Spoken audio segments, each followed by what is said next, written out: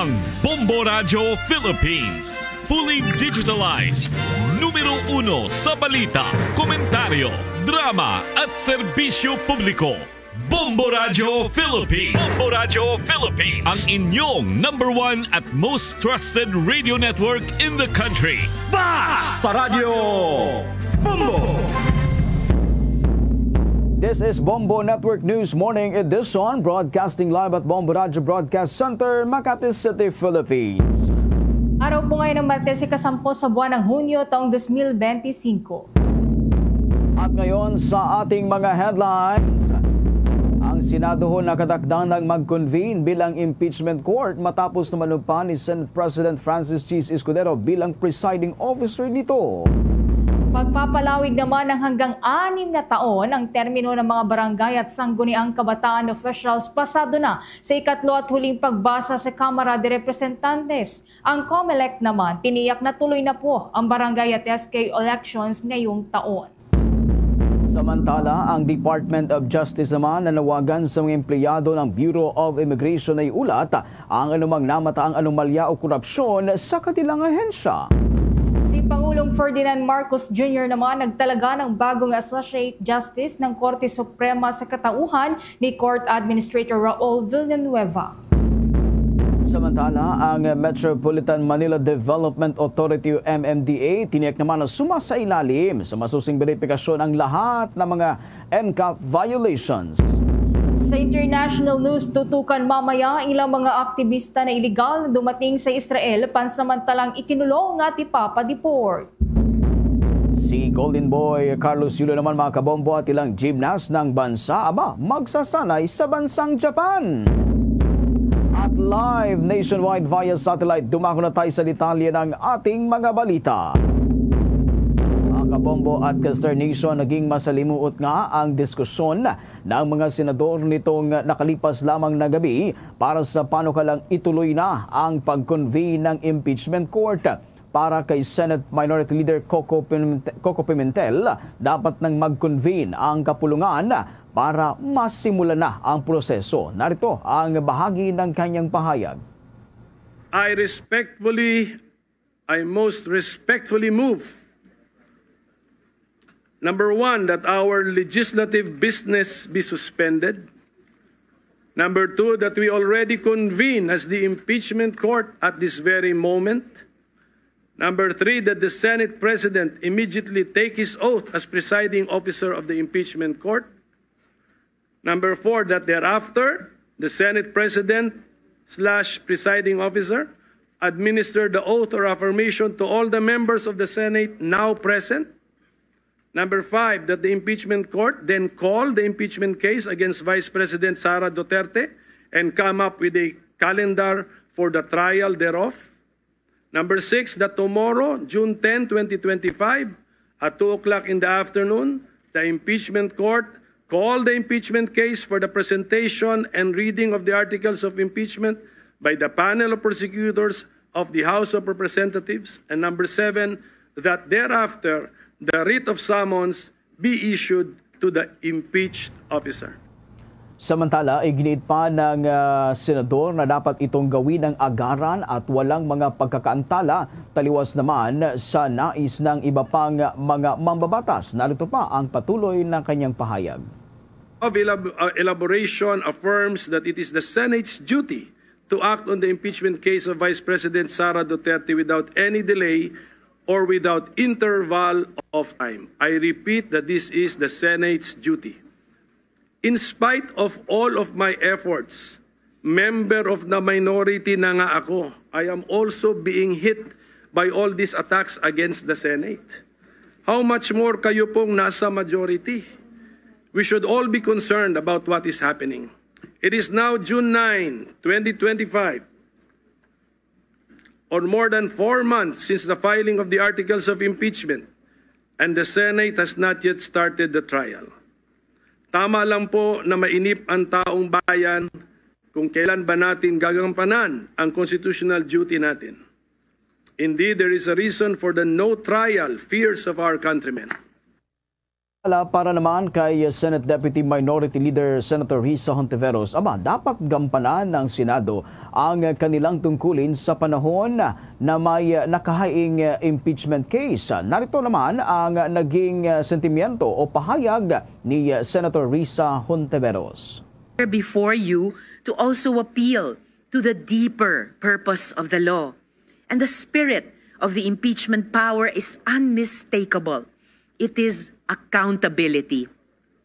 It is to ensure that no public officer, however powerful, is above the Constitution.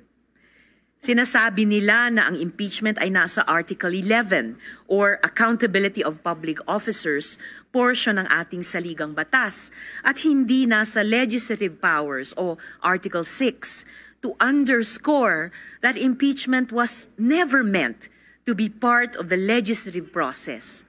Dapat po nating alalahanin na ang salita at diwa ng mga probisyon ng saligang batas ay hindi dinesenyo para lang paglaruan ng mga abogado. Itinakda ang mga ito para bigyang kahulugan at kapangyarihan ang taong bayang Pilipinas. Pero ayon naman kay Senator Joel Villanueva, mga kabombot Nation, walang rason para piliting madaliin ang mga proseso kagaya ng pag-convene ng impeachment court agad-agad. Narito naman ang paliwanag ni Senator Joel Villanueva.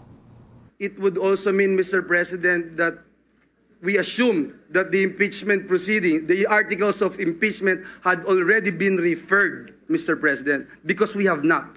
And so let me just put that on record, Mr. President. And again, I thank the Minority Leader and again share his views about the immediate convening of our impeachment court. And I don't see any reason, Mr. President, why we should convene now than on Wednesday, Mr. President, which is 2 days. Sa huli mga kabombot Nation, matutuloy pa rin ho itong pag-convene ng impeachment court para talakayin nga itong impeachment case ni Vice President Sara Duterte matapos na tuluyang manumpa ni Senate President Francis C. Escudero bilang presiding officer nito. Mga kabombot Nation, abangan pa ang mga karagdagang detalye ng balitang yan mamaya mula sa ating kasamahan dyan sa may bahagi ng Senado. Samantala, sa iba muna ang mga balita sa oras na ito. Inaprubahan na ho sa ikatlo at huling pagbasa sa House of Representatives ang panukalang batas na nagpapalawig sa hanggang 6 na taon sa mga termino ng mga barangay at sangguniang kabataan officials sa bansa mula sa dating 3 taon. Sa ginawang botohan na mayroong 153 na mga kongresista ang nag-aproba sa House Bill 11287. Mayroong 4 na kongresista ang hindi pumabor at isa naman na kongresista ang nag-abstain. Nakasaad din sa panukalang batas na ang synchronized barangay at SK election ay gaganapin tuwing 6 na taon sa ikalawang Lunes ng Mayo simula sa taong 2029.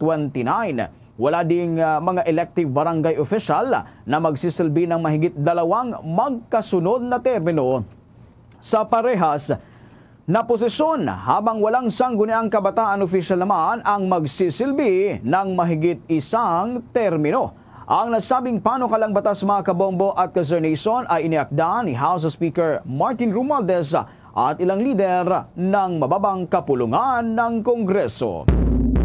Kaugnay nito mga kabombo at Nation, nanindigan ho ang Commission on Elections o COMELEC na wala nang magiging aberya pa at tuloy na sa December 1 ang barangay at sangguniang kabataan elections dito sa ating bansa.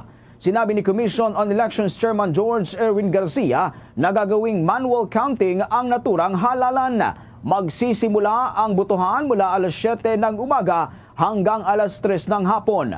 Maglalaan din ang poll body ng maagang oras para makaboto rin ang ating mga senior citizens, persons with disabilities at mga buntis. Magsisimula naman mula Hulyo 1 hanggang 11 ang registration para ho sa barangay at sangguniang kabataan election, habang ang filing of Certificate of Candidacy ay magsisimula Oktubre 1 hanggang Oktubre 7 ng taong ito. Binalaan din ng komisyon, partikular na ni COMELEC Chairman George Erwin Garcia, ang maharap sa kaso ang mga local official na nagsusuporta sa kandidatura ng isang barangay official ay bawal din ng mga ito na ikampanya o gamitin ang pondo ng gobyerno at mga proyekto para sa mga kandidato.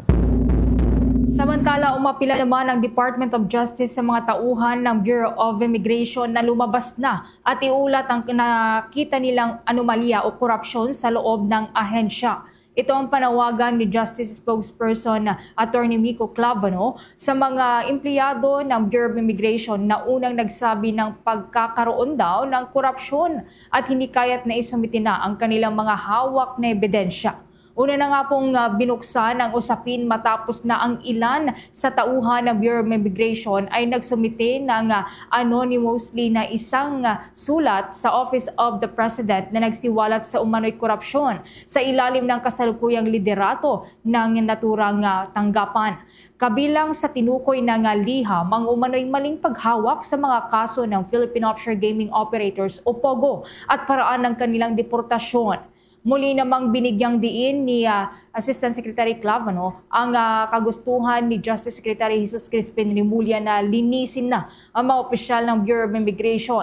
Nilinaw naman ang opisyal na wala pang investigasyon na isinasagawa sa ngayon at ang pinagbatayan lamang nila ay ang sulat na isinumitin sa Office of the President. Kaugnay nito ay mariin naman pong itinanggi ni Immigration Commissioner Joel Viado ang mga aligasyon laban sa kanya. Sa karagdagan pa pong balita, mariing itinanggi ni Bureau of Immigration Commissioner Joel Anthony Viado ang pagkalat ng umano'y ipinadalang white paper sa Office of the President kung saan pinabulaanan nito ang mga aligasyon na kanya raw kinasasangkutan na mulaan niya sa mga ayaw magpakilalang mga empleyado nito. Kaya't ayon kay Immigration Commissioner Joel Anthony Viado, ang kumakalat ngayon na dokumento ay pawang wala raw katotohanan, may tuturing pang malisyoso. Git niya na ito ay orchestrated lamang at pinunduhan ang kampanya para maglikha ng ingay at gawan ng negatibong imahe ang naturang kawanihan. Ngunit tiniyak naman ng naturang commissioner na sila'y makikipagtulungan at inihayag ang kanyang buong suporta sa kalimang umandar ang investigasyon mula sa pamahalaan. Sa kabila nito ay sinabi din niya na kanila nang natukoy ang mga nasa likod ng ganitong uri ng kampanyang paninira, lalo na sa laban sa kanya. Suspetsya niya na ito'y may kaugnayan sa kanilang ipinapatupad o implementasyon ng one strike policy na siyang nakaapekto umano sa partido ng mga naninira.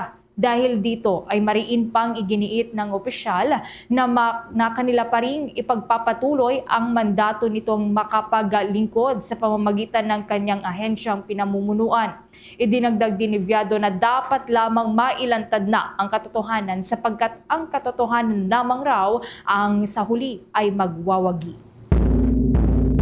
Mga kabobot ka sa Nation, ang oras natin 13 minuto makalipas ang alas 7 ng umaga.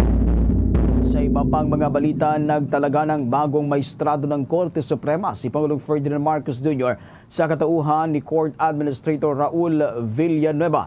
Ito ang kinumpirma ni Palace Press Officer at Communications Undersecretary Claire Castro ngito lamang Lunes ng gabi.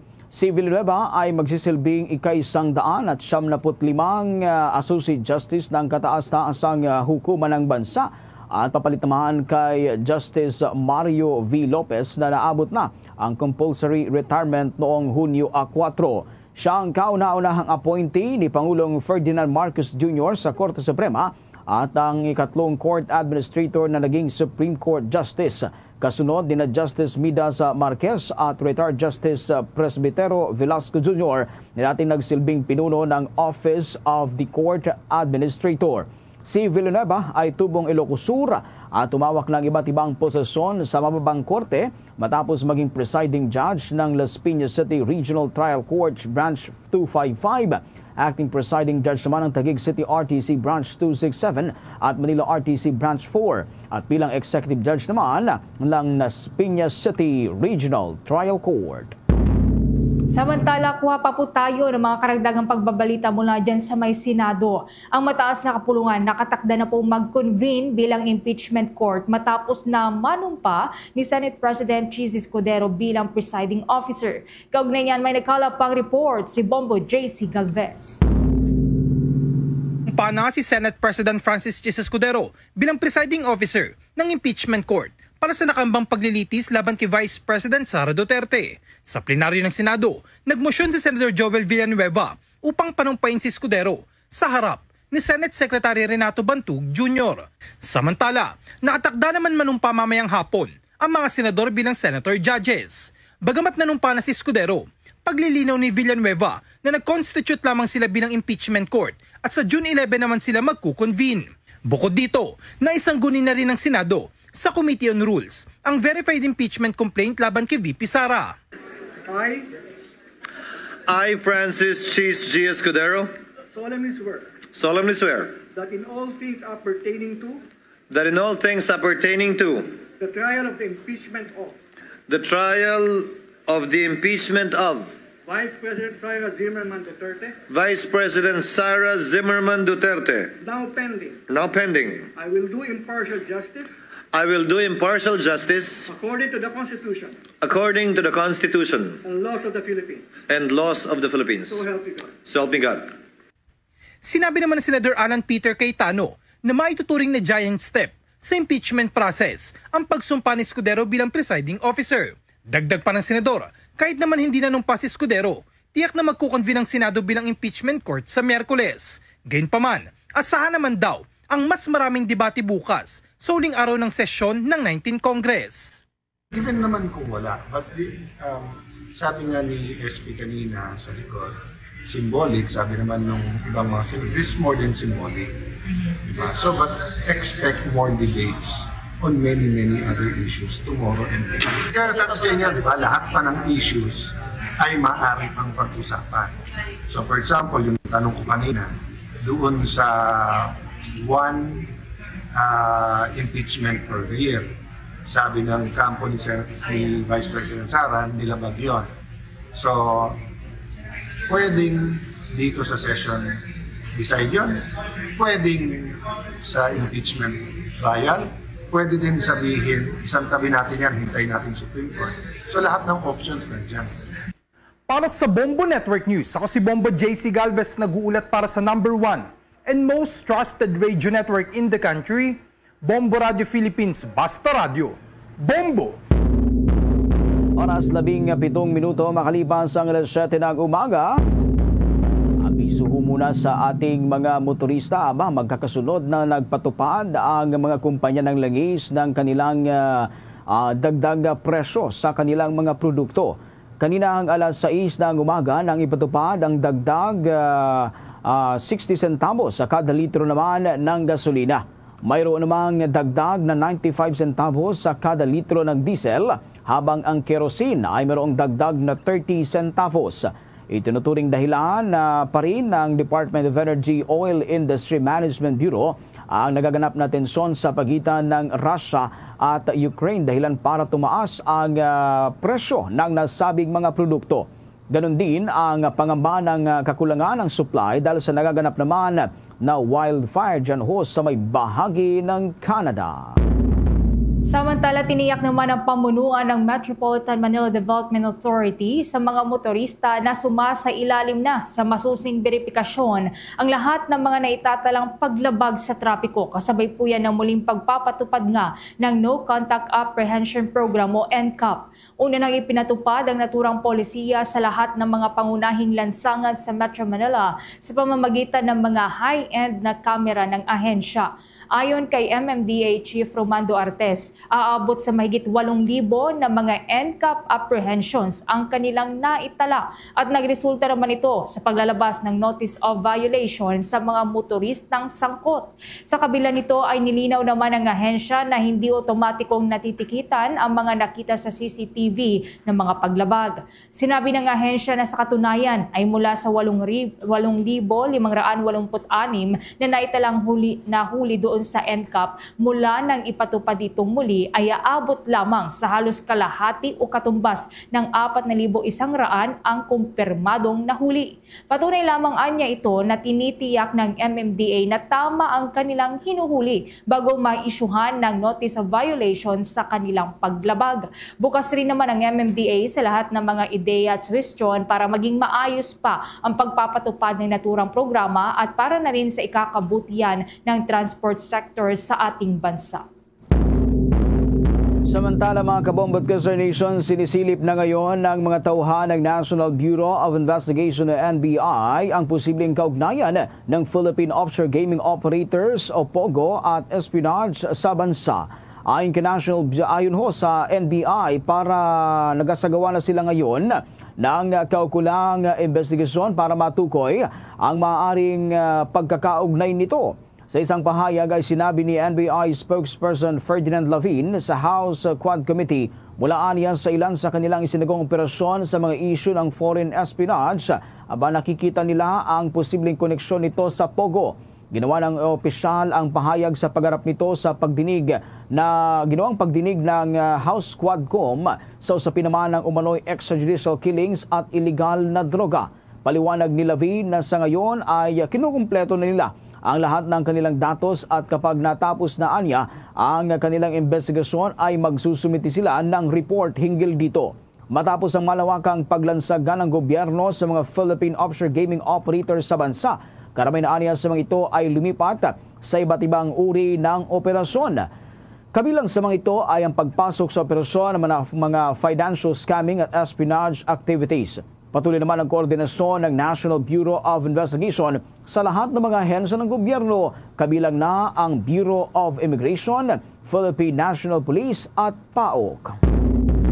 Naghahanda na po ang rescue teams ng Philippine Coast Guard para agad na makatugon sa anumang sakuna ngayong panahon na ng tag-ulan. Ito ay alinsunod na rin sa atas ni Pangulong Ferdinand Marcos Jr. na magbigay ng mabilis at maasahang serbisyo sa publiko sa panahon ng tag-ulan.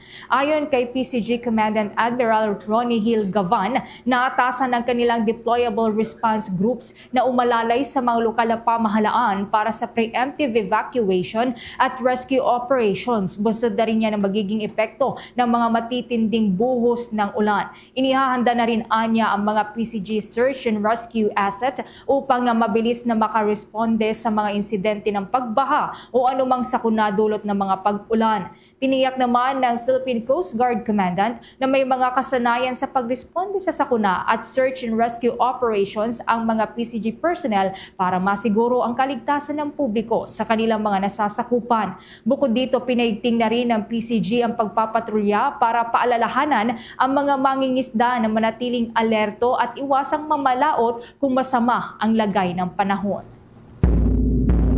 Kabombot Nation, sa ating featured hero for today, si General Antonio Luna. Sa ating tampukan na bayani, ating higit pang kilalanin ang matikas na general na kilala dahil sa kanyang bigote at makulay na pananalita, si General Antonio Luna. Alam ba ninyo mga Kabombot Nation na bukod sa pagiging isang general, itong si Luna ay may doctorate degree sa pharmacy mula sa Universidad de Barcelona at Universidad Central de Madrid.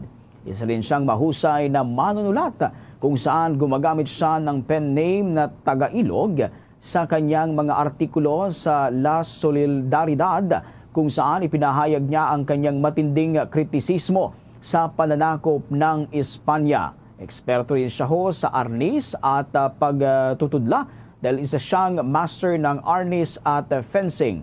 Kaya naman nakilala siya bilang mahusay na mandirigma.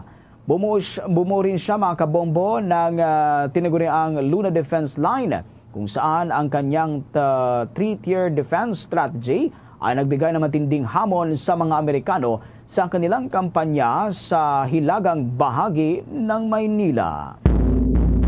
Dumako pa po tayo sa mga malalaking balita. Ang contempt charges laban kina Attorney Harry Roque, Michael Yang at iba pang mga personalidad, inalis na po yan ng House Quad Committee. Samantala si Congressman Barbers naman sinabing aabangan ang Quadcom 2.0 sa 20th Congress. Kaugnay niyan may nagkalapang report si Bombo Annalise Soberano. Kumpiyansa si Senior Deputy Speaker Dong Gonzales na mapanatili ni Speaker Martin Romualdez ang kanyang pwesto. Gayunpaman, ang itong mga komite natin ay nagpapatuloy din sa ngayong araw. Ayon kay itong si Speaker Martin Romualdez na magpapatuloy ang kanilang mga gawain. Inamin naman ng Quad Committee inalis na ng Quad Committee ang contempt charges laban sa mga personalidad na nabigong humarap sa mga pagdinig ng komite. Ito ay dahil tinapos na ang hearing ng Quadcom na umabot sa 15 pagdinig na tumalakay sa mga issue ng POGO, extrajudicial killings, human rights at illegal drugs. Sa omnibus motion na binasa ni Representative Joseph Stephen Paduano ng Abang Lingkod Party List, lifted na ang contempt charges laban kina Attorney Harry Roque, ang may bahay nitong si Myla, dating Police Colonel Hector Grijaldo, Arthur Narsoles, Michael Yang at iba pa. Sa pagtatapos ng hearing ng Quad Committee, pinatitiyak naman ng Committee ng Philippine National Police ang seguridad sa mga persons deprived of liberty na humarap at nagbigay ng mga salaysay tungkol sa operasyon ng illegal drugs at extrajudicial killings. Kinabibilangan ito ni Jimmy Guban, Jed at Jong Pilapil at iba pa na humarap sa mga hearing ng Quadcom at karamihan ay sumailalim na sa Witness Protection Program. Sinabi ni Paduano, pinoproseso na rin ang mga ito para maging bahagi ng Witness Protection Program. Pakinggan natin ang naging pahayag ni Representative Stephen Caraps Paduano.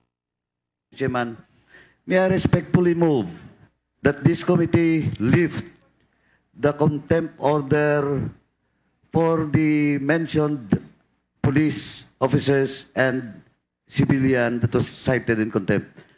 Mr. Chairman, may I respectfully move an omnibus motion to lift the contempt order for Colonel Grijaldo, spouses Myla and Attorney Harry Roque, retired police PNP Arthur Narsoles, and Mr. Michael Yang. Kagabi, formal nang tinapos ng House Quad Committee ang kanilang investigasyon. Bago tuluyang magpaalam, naglahad ng kanya-kanyang closing statement ang mga pinuno ng Quadcom na sina Representative Robert Ace Barbers, Dan Fernandez, Benny Abante at Stephen Paduano. Ayon kay Barbers, ang siyang overall chairman, sana sa mga natuklasan ng Quadcom ay managot ang mga dapat managot upang hindi tularan. Anya, maari ito ang huling pagdinig ng Quadcom sa panahong ito, subalit ang paghahanap ng katarungan ay magpapatuloy. Kaya sa mga natutuwa sa pag-akalang nakalusot na sila sa investigasyon, paumanhin ayon kay Barbers dahil malaki anya ang posibilidad na magkakaroon ng Quadcom 2.0 sa 20th Congress. Pakinggan natin si Representative Robert Ace Barbers. Ito na nga ang huling pagdinig ng Quadcom sa panahong ito. Subalit ang paghahanap ng katarungan ay magpapatuloy. Kung hindi man nabigyan ng pansin ang iba pang mga bagay-bagay dahil sa kakulangan ng panahon, huwag po kayong mawalan ng tiwala at pag-asa. Hindi po manhid o natutulog ang inyong mga kinatawan sa kongresong ito. Kaya sa mga natutuwa sa pag-aakalang nakalusot na sila sa investigasyon, paumanhin po sapagkat malaki ang posibilidad na magkakaroon muli ng Quadcom sa darating na kongreso. Ito ang Quadcom 2.0. Muli, isang magandang araw at maraming salamat sa lahat po ng nagtiwala. Si Representative Robert Ace Barbers. Mula sa Kamara, Bombo Annalise Montaño Soberano nag-uulat para sa number 1 and most trusted radio network in the country, Bombo Radio Philippines, Basta Radio, Bombo. Sa karagdagan pa pong balita mula dyan sa Kamara, ibinida naman ni House Committee on Human Rights Chairman Bienvenido Abante Jr. na ang 15 pagdinig na isinagawa ng Quad Committee ay nagresulta yan sa pagkakabuo ng 5 panukalang batas. Ayon sa mambabatas, ang mga naturang panukala ang inaasahang tutugon sa isyu ng extrajudicial killings, offshore gaming operators, land fraud, identity falsification at espionage. Sa pagdinig ngayong araw, binanggit ni Abante sa pamamagitan po ni Lanao del Sur Representative Zia Alonto Adjong na ang legislative results ay patunay daw na ang congressional oversight ay maaaring maging daan yan tungo sa national correction. Ang mga panukalang batas ay kinabibilangan ng House Bill 10986 na nag-uuri sa extrajudicial killings bilang heinous crime, House Bill 10987 na nagbabawal sa lahat ng uri ng offshore gaming operators, ang House Bill 11043 na nagpapatupad naman ng civil forfeiture ng real estate na illegal na nakuha ng mga dayuhan, House Bill 11117 na nagkakansila naman sa birth certificates na nakuha sa panluloko at ang House Bill 10998 na nagpaparusa sa sabwatan at pag-iispiya. Nagawaan niyang ibunyag sa investigasyon ng mega panel ang mga gumagawa ng kasamaan at ngayon hindi na makakapagtago pa sa ilalim ng ranggo, uniforme o posisyon. Pinuri rin ng kongresista ang mga whistleblower at citizen witnesses na isinantabi ang banta sa kaligtasan ng kanilang buhay para lamang tumistigo. Iginit pa ng congressman na ang Quad Committee ay nagsilbing tinig para sa mga walang kapangyarihan at hindi para rito nagtatapos ang kanilang pagkamit ng hustisya. Sa iba pang mga balita sa oras na ito mga kabombo, naniniwala naman ang Department of Agriculture na may lalabas na ang mga bakuna laban sa African swine fever sa ikatlong quarter ng kasalukuyang taon. Sa isang pahayag ay sinabi ni Agriculture Secretary Francisco Tio Laurel Jr. na ang naturang bakuna ay kasalukuyang sumasailalim sa genome sequencing at dinala na sa third-party expert para ho sa kaukulang pag-aproba. Ayon sa kalihim, kapag na-aproba na ito ay saka lamang sila o nila i-endorso sa Food and Drug Administration FDA. Sa daling maging positibo ang feedback ng mga third-party expert na ito, ay maaaring mailabas ito sa pagsapit naman ng third quarter ng kasalukuyang taon o maaari na hong available na sa mga merkado. Una dito ay nagpulong na ang mga kinantawan ng Department of Agriculture maging ang Bureau of Animal Industry, ang FDA noong Mayo 19 kung saan ay tinalakay ang update ng mga pinagpipiliang bakuna sa ASF at avian influenza. Bahagi pa rin ito ng layunin ng gobyerno na maprotektahan ang sektor ng pagbababoy dito sa ating bansa. Mga kabombo at Kastar Nation, sa pagkakataong ito ay nasa linya na ng ating komunikasyon ang ating mga kapanayam para sa umagang ito. Walang iba, si Dr. Philip Ian Prieto Padilla, isa husyang Professor of Public Health at tatalakay natin ngayong umaga itong issue, itong patuloy ho na pagtaas ng HIV dito ho sa ating bansa. At sa usapin naman ng pagtaas rin o itong mga naitatalang kaso ng monkeypox dito sa Pilipinas. Magandang umaga po, Doc Philip. Si Victor po ito together with the Bombo Ever. Welcome po sa ating programa. Magandang umaga sa lahat ng fans ng Bombo Radio. Magandang umaga sa lahat. Opo, Doc Philip, maraming salamat po sa pagpapaunlak sa panayam na ito. Unang-una ho ay nanawagan na nga itong Department of Health sa Malacanang na magdeklara ho nitong tinatawag na health emergency para ho dito sa HIV dahil nga sa patuloy na pagtaas nitong human immunodeficiency virus o HIV dito sa bansa. Doc Philip, sa matanong ko lang, no, gaano ba kaseryosong banta itong HIV ngayon dito sa Pilipinas? Oo. Malaking problema yung HIV sa Pilipinas dahil sa 2025, mukhang mayroong mga 55 hanggang 60 kaso na report sa DOH. So imagine, every 2 days, mga 100 new cases yung nakikita ng ating Department of Health. So ito ay isa sa pinakamataas sa buong mundo.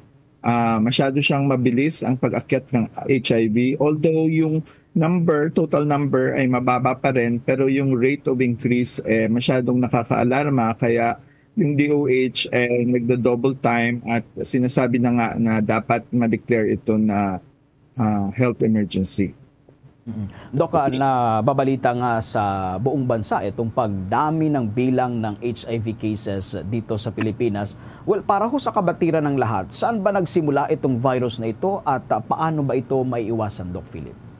Ang HIV ay nagsimula noong 1980s. Nireport ito ng Amerika na mayroong 6 na kaso ng mga lalaki na nagkaroon ng tinatawag nilang pneumonia associated sa HIV. Doon nagsimula ang surveillance at pagdodocument na ito ay galing pala sa isang virus or human immune deficiency virus. At ito ang isang virus tulad ng COVID na nag-i-infect ng ating mga kasama dito sa Pilipinas at sa buong bansa na nagpapalower siya, binababa niya yung ating immune response, kaya yung mga HIV patient nagkakasakit at maraming ibang infeksyon ang dahilan sa pagkamatay nila. So yun, naglo-lower siya ng immune system, kaya tinatawag siya na immune deficiency. Sa ibang bansa, mabilis ang pag-akyat niya noong 1980s at 1990s. Pero dahilan sa pag-imbento ng mga bagong droga, tinatawag nilang retrovirals, ang mga HIV cases ngayon ay bumababa sa ibang bansa. Ang problema sa Pilipinas, meron tayong retrovirals at meron tayong may isang ahensya ng gobyerno sa DOH, yung National AIDS Council, na nagbibigay ng polisiya tungkol sa AIDS prevention. Pero unfortunately, dito sa Pilipinas, although may tinatawag tayong retrovirals at nakokontrol yung death dahil sa HIV, marami pa rin yung bagong kaso na re-record ng DOH. Kaya ito yung isa sa mga isang tinuturing na public health emergency dito sa bansa. Doc, medyo tumataas nga itong kaso ng HIV dito sa Pilipinas. And ang pinaka-concern dito, Doc, kasi batay doon sa data na ipresenta ng Department of Health, lumalabas na karamihan doon sa mga infected o itong nakakuha ng HIV virus ay may edad 15 hanggang 25 anyos. Sa tingin mo, Dok, bakit kaya, ano kaya ang dahilan? Bakit ganito kabata itong mga nakakakuha ng naturang virus, Doc Philip? Ang isa sa nakikita namin in working with the LGUs dito sa Western Visayas, hindi lang naman sa Western Visayas, pero karamihan dito sa Western Visayas, ang mga bata ngayon, ang youth na tinatawag age 15 to 30 years old, marami silang hindi pa alam, at yung mga alam nila kung minsan tungkol sa sex ay hindi nakakabuti sa kanila. So ibig sabihin yung sex education natin ay may pagkukulang pa rin dahil sa Pilipinas tabu pa rin yung topiko tungkol sa sex. Hindi pinag-uusapan sa bahay, hindi pinag-uusapan sa eskwelahan. Kaya maraming myths and misconceptions tungkol sa sex at sa HIV na nakikarry on dahil ngayon with the increase in the social media consumption at yung paglaganap na tinatawag na fake news, maraming sa ating mga kabataan ay basta-basta na lang naniniwala sa kung ano-ano tungkol sa sex. Kaya kailangan siguro ang bawat LGU at yung national government, kailangan pa ng intensive na sex education at gawin mo ng stakeholder at champion yung mga kaedad na 15 to 30 para sila mismo ang mag-educate at gumawa ng paraan para magiging mas mababa at hindi natututo ang mga kabataan ng maling pag-aakala tungkol sa sex at sa HIV. So ang focus ngayon, karamihan sa mga LGU ay hinikayat mismo ang mga kabataan, parang peer council or peer counselor, at sila mismo ang nag-encourage na magpa-test yung mga kabataan para earlier detection, mabibigyan sila ng gamot at mapipigilan ang paglaganap ng HIV. Siguro, ayun, isa-summarize ko lang, ang sex education ay kulang pa, maraming misinformation at fake news, at ang mga kabataan mismo na expose na sila sa iba't ibang social media outlet na nagpapatuloy ng pagpapalaganap ng mga myths at misconception ng HIV. Last question on my part, Doc Philip, no? Nababanggit kasi ng Department of Health na commonly nakukuha itong HIV virus pasintabi ho sa mga sensitibo, medyo sensitibo itong topic natin na to. Medyo nakukuha ho ito, kadalasang nakukuha itong HIV virus doon sa pakikipagtalik ng lalaki sa kapwa lalaki. Ano po yung explanation nito, Doc? Bakit hindi madalas makuha sa pakikipagtalik sa lalaki at babae at sa halip ay sa lalaki to lalaki, Doc Philip? Yung male-to-male sex transmission ng HIV ay masyadong mas maraming kaso na ganyan.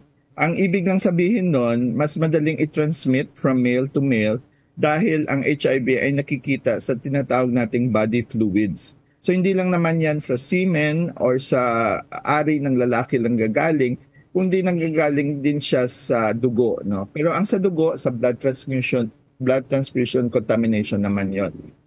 Kung nagpagtalik yung lalaki sa babae, nagtatransmit nga yung HIV. Pero mas madali ito transmit sa lalaki dahil sa lack of protection, mas maraming avenue na pagtatalik ang lalaki kasi sa babae. At yung babae, hindi masyadong matransmit ang HIV from babae to lalaki dahil yung exchange of body fluid is from male to female. So yung act na pagtatalik at pag-exchange ng body fluid, mas intense siya sa lalaki to lalaki kaysa babae to lalaki.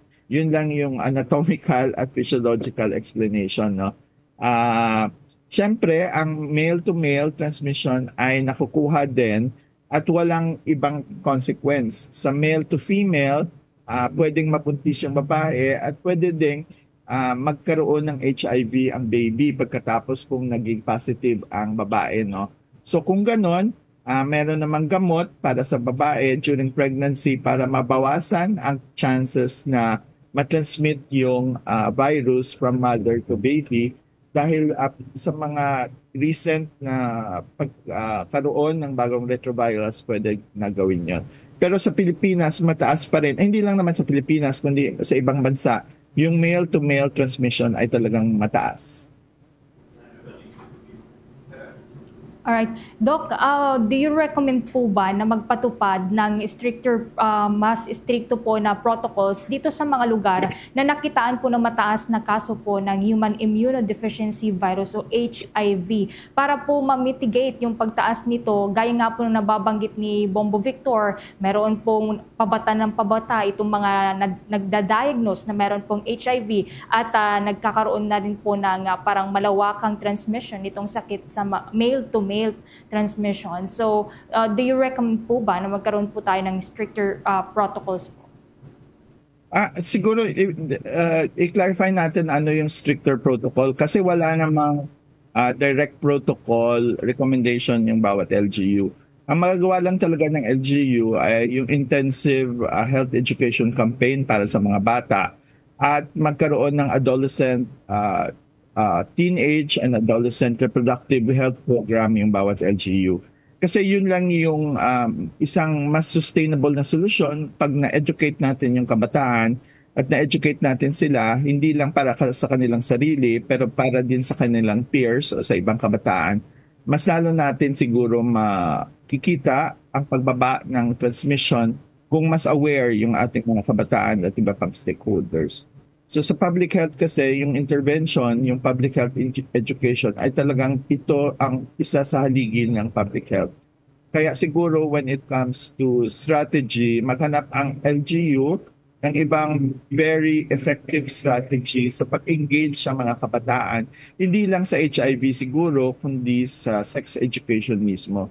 Kasi coupled with HIV, ang isang medyo alarming din pag-increase ng teenage pregnancy dito sa buong Pilipinas.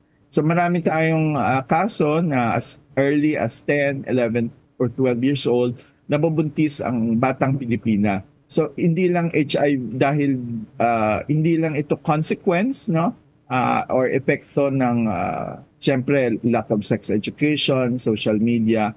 May consequence na ito sa ating health ng ating mga kabataan. Kasi nga, pag nabubuntis sila or na-infect sila ng HIV, mas nasi-shorten yung kanilang lifespan at marami silang ibang sakit na dadalhin, at kung may teenage pregnancy yung baby, mahirap din, no, kasi bata na nabuntis na isa pang bata. So I guess yung point lang dyan, yung sex education, yung health education para sa kabataan ay isa sa mahalagang strategiya ng mga LGU para gamitin sa pagbaba not only HIV but also teenage pregnancy.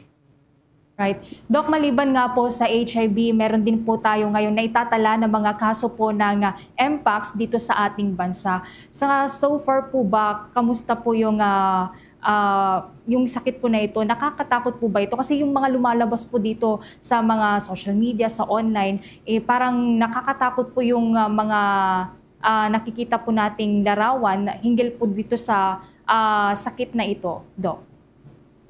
Tinatawag nila na Mpox, pero dati niyang pangalan monkeypox. Pero hindi ibig sabihin na galing ito lahat sa monkey, no, o sa unggoy. Tinatawag na nilang Mpox or monkeypox kasi ang unang kaso nito ay na-isolate or nakuha siya sa isang unggoy. Pero natatransmit ito karamihan sa Africa. So hindi lang sa unggoy, kundi sa mga rats, mga squirrels, sa iba pang mga animals na nagka-carry ng sakit na to. Masyadong hindi ito nakikita sa ibang bansa, very endemic lang siya sa Africa, pero dahil nga sa climate change, increase in travel, may ibang mutation na nag-occur dito sa genetics ng Mpox. May tinatawag sila dito, yung outbreak sa Pilipinas ay yung clade 2, na hindi naman hindi siya ganun ka-deadly compared sa clade 1. Ang history of travel hindi na document sa mga pasyente dito sa Pilipinas. Ang recent statistics dito sa Iloilo, merong 2, sa Mindanao yata 7 or 8 yung documented na Mpox. Hindi masyado siyang nakakatakot at hindi siya ganun ka-deadly compared sa COVID-19 na kailangan ng community quarantine, etc. Ito ay kung minsan napagkakamalang chickenpox kasi halos pareho yung kanyang rashes na lumalabas sa early stage, yung mapula at medyo makate. Tapos nagiging pustule yung ang tinatawag nito. So lumalabas yung nana, tapos makati siya at masakit. So madali siyang matransmit pero hindi siya kasing dali kumpara sa COVID-19. Kailangan talaga direct skin-to-skin contact dahil pareho sa HIV, natatransmit din siya through body fluids. So pero kung maatsingan ka ng isang pasyente na may monkeypox, pwede ka ring mahawaan pero hindi siya ganun kalakas kumpara sa COVID-19. Kung nahawakan mo yung bedding or yung hinawakan ng taong may Mpox, or kasama mo siya sa bahay, nag-share kayo ng kusina, ng hapagkainan, etc. or nung bedroom, pwede kang mahawaan ng Mpox. Pero hindi siya kasing deadly. Ang problema lang kasi pag kinamot mo or nasugatan, pwede ma-infect ito. Pwede ka ma-infect na iba pang virus at yun yung dahilan bakit mas malubha yung kaso mo sa Mpox. Pwede ka ma-confine, pwede ka ma-ICU. Pero karamihan naman sa tao ay nasa-survive. Ang isang malawak na strategiya ay yung confinement at yung isolation will take around 2 to 3 weeks. Kaya medyo mas mahaba yung quarantine kumpara sa COVID-19. Pero hindi siya kasing deadly. Mariresolve din siya kung okay ang immune system ng pasyente. Siguro nakaka-alarma lang kasi disfiguring yung ang mga itsura ng Mpox. So kunyari makikita mo na may scar pagkatapos ng infection, tulad din actually ng chickenpox, pero mas malala nga lang siya. At mas malaki, at kung matapos ng infection, pwedeng malaki yung scarification dun sa pasyente. With that, Doc Philip, maraming salamat sa mga impormasyon na ibinahagi mo sa umagang ito sa lahat ng ating mga tagapakinig at mga manonood. Maraming salamat sa tagapakinig ng Bombo. Salamat ulit. Mga kababog sa nation, nakapanayam ho natin walang iba si Dr. Philip Ian Prieto, Padilla. Siya ho ay Professor of Public Health. Tinalakay ho natin sa mga hindi po nakaabot. Tinalakay natin itong HIV cases, itong mga patuloy na pagtaas ng HIV cases dito sa bansa. At ito namang mga kaso ho, may mga naitatalang kaso ng monkeypox dito sa Pilipinas. Sa pagkakataong ito mga kabombo at ka-Star Nation, dako na tayo sa mga balitang tinutukan ng ating mga kasamahan mula dyan sa lalawigan. Ito hong Dengue Awareness and Prevention Month, isinagawa dyan sa may bahagi ng Mandaue City. Alamin natin ang buong detalye ng balitang yan, tinutukan ng Bombo Radio Cebu. Inilunsad ng Mandaue City Government ang pagdiriwang ng Dengue Awareness and Prevention Month ngayong buwan na ito bilang kampanya laban sa nakamamatay na sakit na dengue. Ang pagdiriwang ay ginanap sa Mandaue Presidensya kahapon, Lunes, Hunyo 9, na sinimulan sa isang motorcade na dinaluhan ng kinatawan mula sa 27 barangay sa lungsod. Dumalo sa naturang aktibidad sina Mandaue City Mayor Glenn Bercete, Vice Mayor Neresa Sun Ruiz, Department of Health Central Visayas Regional Director Dr. Joshua Brillantes, City Councilors Jen Delmar, Cynthia Cinco Remedio, Malin Cortes Dafra, Oscar Del Castillo at mga opisyal mula sa Mandaue City Health Office. Sa nasabing aktibidad, nagsagawa ng ribbon cutting sa dengue awareness booth, gayon din ang paglagda sa commitment wall para sa pinagsamang kampanya sa paglaban sa dengue. Nanawagan naman ng alkalde sa taga-Mandaue na labanan ang sakit sa pamamagitan ng paglilinis at pag-alis ng mga posibleng tirahan ng mga lamok na nagdadala ng sakit. Pinarangalan din ng DOH-7 ang Mandaue City Government bilang lowest cases of dengue among the highly urbanized cities in the region. This activity reminds us that sustaining these efforts is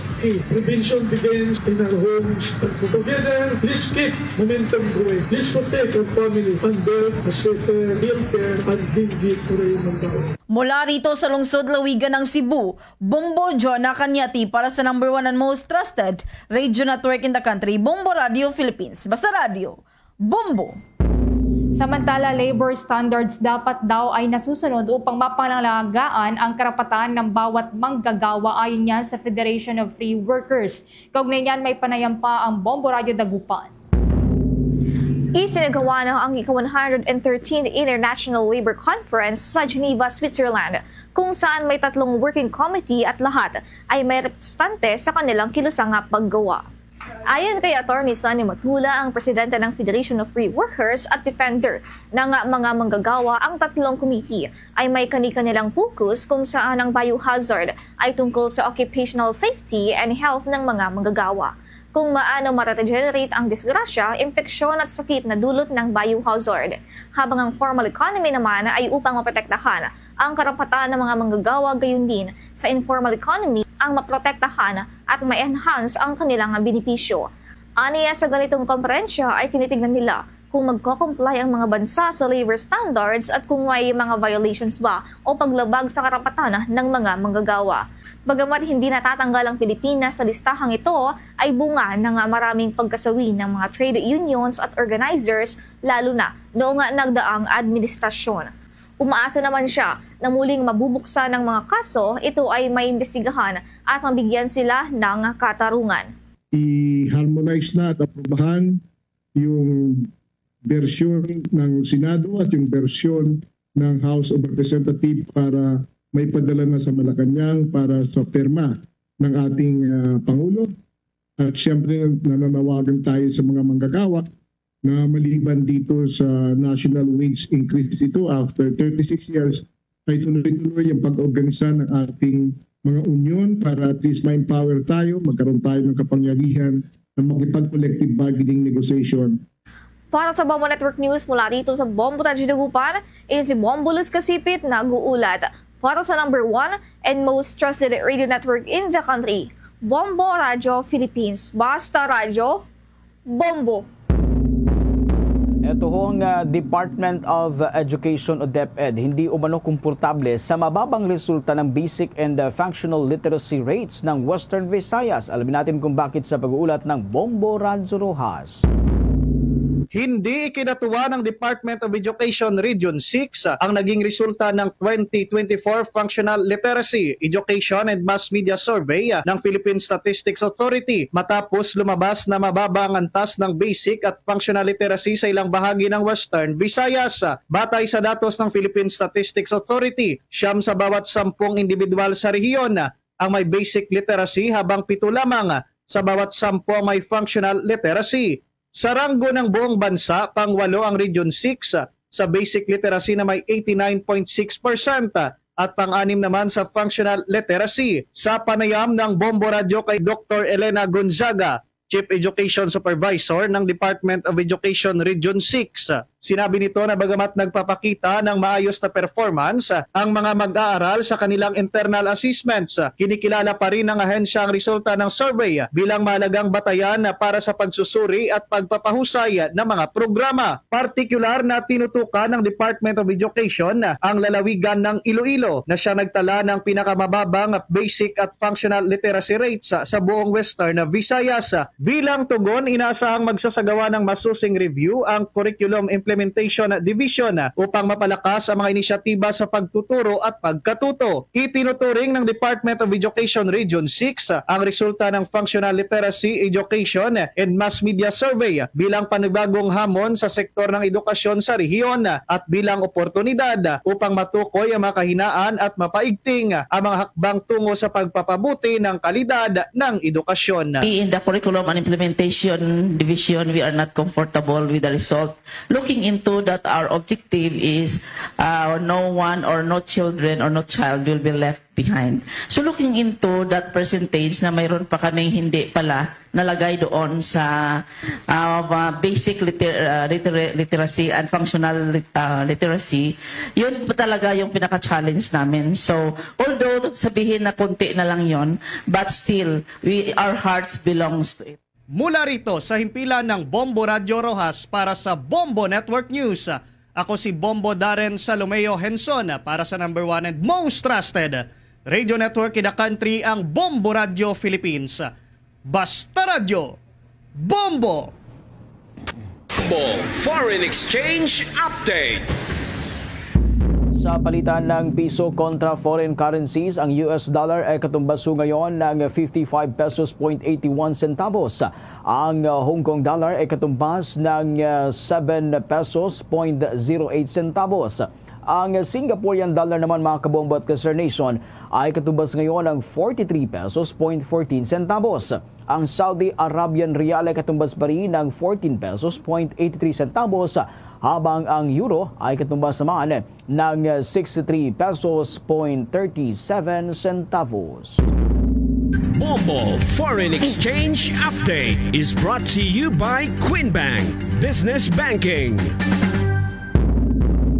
Ang kabombo at Kasar Nation, manatiling updated sa mga mahalagang kaganapan sa loob at labas ng ating bansa sa pamagitan pa rin sa pag-follow ho sa ating social media accounts. Nariyan ho, maaari niyong i-follow ang aming Facebook account, ang aming Facebook page, ang Bombo Radio Philippines, ang aming TikTok account, YouTube channel, at maaari nyo ring i-download via Google App at Apple Store ang ating Bombo mobile application. At maaari nyo ring masubaybayan ang mga programa ng Bombo Radio Philippines sa pamagitan pa rin ng ating 32 fully digitalized AM at FM stations sa iba't ibang bahagi ng bansa. Sa bahagi ng Luzon, maaari nyo masubaybayan ang mga programa ng Bombo Radio Philippines sa pamagitan ng Bombo Radio Kawayan, Bombo Radio at Star FM Dagupan, Bombo Radio at Star FM Baguio. Diyan sa bahagi ng Bicol Region, nariyan ang Bombo Radio Legazpi, at dito ho sa Kalakhang, Maynila, nariyan ang Star FM Manila. Diyan pa rin po sa Luzon area, maaari niyo rin pong tutukan ng Bombo Radio Tugigaraw, ang Bombo Radio Lawag, Bombo Radio Vigan, Bombo Radio La Union at Bombo Radio Naga. Mga kabombo Kasar Nation, bago tayo magtapos, samahan niyo po kaming manalangin ng Orasyong Pirata for the Nation. Heavenly Father, you led your people out of Egypt from slavery to freedom. In Jesus, your beloved Son, you led us from death to life through His Paschal mystery, and by the gift of the Holy Spirit, we humble ourselves before you today trusting in your promise to heal our land. Stretch forth your mighty hand once again and lead our nation in this time of crisis, conflict, and confusion. Let the light of truth shine like a pillar of cloud by day and a pillar of fire by night to guide us along the path that leads to unity and peace.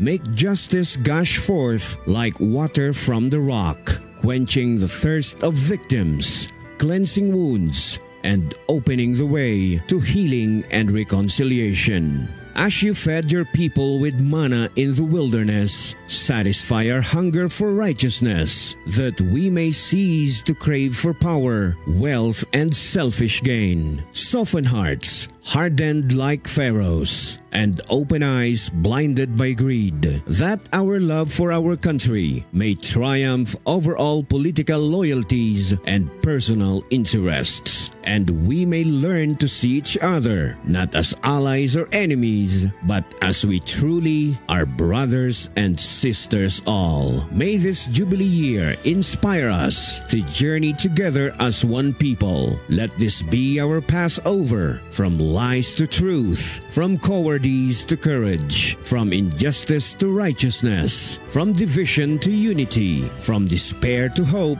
from selfishness to love.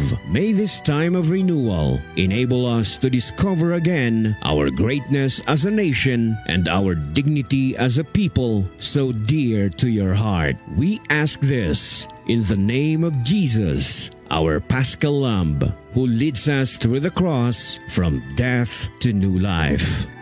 Amen. Our Lady of Peace, pray for us. Saint Michael the Archangel, pray for us. Luzon, Visayas at Mindanao. Yan ang kalipunan ng ating mga balita para sa pang-umagang edisyon ng Bombo Network News. Mula dito sa Bombo News Center Makati para sa #1 and the most trusted radio network in the country, Bombo Radio Philippines. Basta Radio, Bombo!